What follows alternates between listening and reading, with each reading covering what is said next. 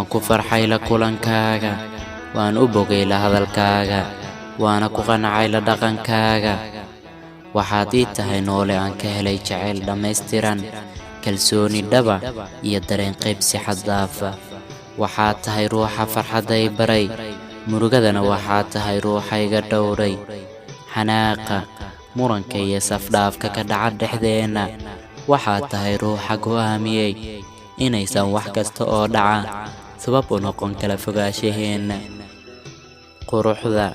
dabeecadda iyo habdhaqankaagaba waan ku faanaa sababtoo ah way yar yihiin dadka ruuxaaga oo kale dunida ka helaa muuqaagu indhaha wuu u roon yahay codkaagu dhaguhu wuu qanciyaa jaceylkaaguna aniga naftayda oo dhan ayuu deeqaa ma jiro bani aadam dhigaa ah oo aan kugu doorsan karo adigaa i kaafiyey anigu adigaan dhabkuu jeclahay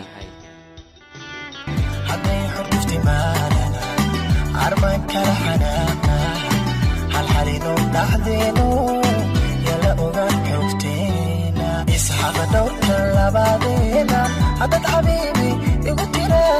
أنا حياتي كبيرة إصحاب دور كلا بعدين عدد حبيبي